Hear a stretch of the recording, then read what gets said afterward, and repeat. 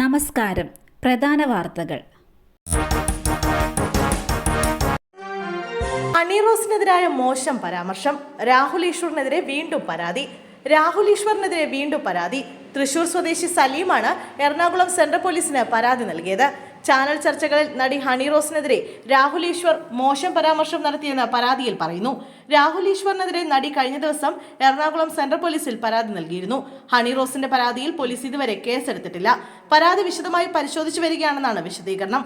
നിയമവിദഗ്ധരുമായി കൂടിയാലോചിച്ച ശേഷം മാത്രമേ കേസെടുക്കൂ എന്നതടക്കമുള്ള നടപടികളുമായി പോലീസ് മുന്നോട്ട് പോവുകയുള്ളൂ.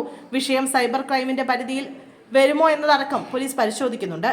അങ്ങനെയെങ്കിൽ കേസ് സൈബർ സെല്ലിന് കൈമാറും. കോൺഗ്രസ് പ്രവർത്തകന്റെ വീടിന് നേരെ സ്ഫോടക വസ്തു എറിഞ്ഞ സംഭവം. പ്രതിയായ യുവാവ് അറസ്റ്റിൽ. മലപ്പുറം ചങ്കരംകുളത്ത് കോൺഗ്രസ് പ്രവർത്തകന്റെ വീടിന് നേരെ സ്ഫോടക വസ്തു എറിഞ്ഞ കേസിൽ പ്രതി പിടിയിൽ. കരിക്കോട് സ്വദേശി സബിത്താണ് പിടിയിലായത്. ആളുമാറിയാണ് റാഷിദിന്റെ വീട് ആക്രമിച്ചതെന്ന് പ്രതി പോലീസിനോട് പറഞ്ഞു. മൊബൈൽ ഫോൺ വാങ്ങിയതുമായി ബന്ധപ്പെട്ട ഒരു കടയിലെ ജീവനക്കാരനുമായി തർക്കമുണ്ടായിരുന്നു.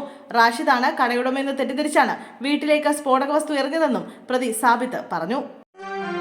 കൊല്ലത്ത് വിദ്യാർത്ഥികളോട് ലൈംഗിക അതിക്രമം. സ്കൂൾ ബസ് ഡ്രൈവറും സഹായിയും അറസ്റ്റിൽ. ഡ്രൈവർ തൃക്കോവിൽവട്ടം സ്വദേശി സാബു, മുഖത്തല സ്വദേശി സുഭാഷ് എന്നിവരെയാണ് പോലീസ് അറസ്റ്റ് ചെയ്തത്. വിദ്യാർത്ഥികൾ സ്കൂൾ അധികൃതരെ വിവരം അറിയിച്ചതിന്റെ അടിസ്ഥാനത്തിലാണ് നടപടി. സ്കൂൾ ബസ്സിൽ കയറുമ്പോഴും ഇറങ്ങുമ്പോഴും ശരീരത്തിൽ സ്പർശിക്കുകയും ലൈംഗിക ചുവയോട് സംസാരിക്കുകയും ചെയ്യുമെന്നാണ് വിദ്യാർത്ഥികളുടെ പരാതി. കുറച്ചു മാസങ്ങളായി ശല്യം തുടരുകയായിരുന്നുവെന്നും വിദ്യാർത്ഥികൾ പറയുന്നു. ഇതിന് പിന്നാലെയാണ് സ്കൂൾ അധികൃതർ വിദ്യാർത്ഥികളുടെ പരാതി ശക്തികുളങ്ങര പോലീസിന് കൈമാറിയത്. കുട്ടികളുടെ പക്കൽ നിന്നും പോലീസ് രഹസ്യമൊഴിയെടുത്തു. ഇതിനുശേഷമാണ് പ്രതികളായ സാബുവിനെയും സുഭാഷിനെയും ശക്തികുളങ്ങര പോലീസ് അറസ്റ്റ് ചെയ്തത്. പത്തനംതിട്ട പീഡനം. പെൺകുട്ടിയെ കൈമാറിയത് ബസ് സ്റ്റാൻഡ് കേന്ദ്രീകരിച്ച്. 13 പേർ കസ്റ്റഡിയിൽ. പത്തനംതിട്ടയിൽ കായിക താരമായ ദളിത് പെൺകുട്ടിയെ ലൈംഗികമായി പീഡിപ്പിച്ച കേസിൽ 13 പേർ കൂടി കസ്റ്റഡിയിൽ. കേസിൽ അന്വേഷണം മറ്റു ജില്ലകളിലേക്ക് കൂടി വ്യാപിപ്പിച്ചു. കേസിൽ 20 പേരെ ഇതിനോടകം പോലീസ് അറസ്റ്റ് ചെയ്തിട്ടുണ്ട്. ഇന്നലെ 3 പേരെ പമ്പയിൽ നിന്നും പോലീസ് കസ്റ്റഡിയിലെടുത്തു. സ്വകാര്യ ബസ്സുകളിൽ വെച്ച് പോലും പെൺകുട്ടി ലൈംഗിക അതിക്രമത്തിന് ഇരയായിരുന്നുവെന്ന് പോലീസ് അന്വേഷണത്തിൽ കണ്ടെത്തി. പെൺകുട്ടി ഉപയോഗിച്ച ഫോണിലേക്ക് പ്രതികൾ പലരും അശ്ലീല ദൃശ്യങ്ങൾ അയച്ചു. വാട്സാപ്പിൽ കിട്ടിയ ദൃശ്യങ്ങളിൽ പെൺകുട്ടിയുടെ നഗ്ന വീഡിയോയും ഉണ്ടായിരുന്നു. ദൃശ്യങ്ങൾ പ്രചരിപ്പിക്കുമെന്ന് ഭീഷണിപ്പെടുത്തി കൂടുതൽ പേർ പെൺകുട്ടിയെ ലൈംഗികമായി പീഡിപ്പിക്കുകയായിരുന്നുവെന്ന് പോലീസ് പറഞ്ഞു. 62 പേർ ലൈംഗികമായി പീഡിപ്പിച്ചതും 13 വയസ്സ് മുതൽ ചൂഷണത്തിന് ഇരയായതുമായാണ് പെൺകുട്ടി ചൈൽഡ് വെൽഫെയർ കമ്മിറ്റിക്ക് മൊഴി നൽകിയിട്ടുള്ളത്. പെൺകുട്ടിയെ കൈമാറാൻ പത്തനംതിട്ട സ്വകാര്യ ബസ് സ്റ്റാൻഡിൽ പ്രതികൾ പ്രധാന കേന്ദ്രമാക്കിയെന്നാണ് പോലീസിന് വിവരം ലഭിച്ചത്. പോലീസ് നിരീക്ഷണമോ ക്യാമറകളോ ഇല്ലാത്ത ഇവിടുത്തെ ഒഴിഞ്ഞ കോണുകൾ പ്രതികൾക്ക് കൈമാറ്റത്തിന് സഹായമായി.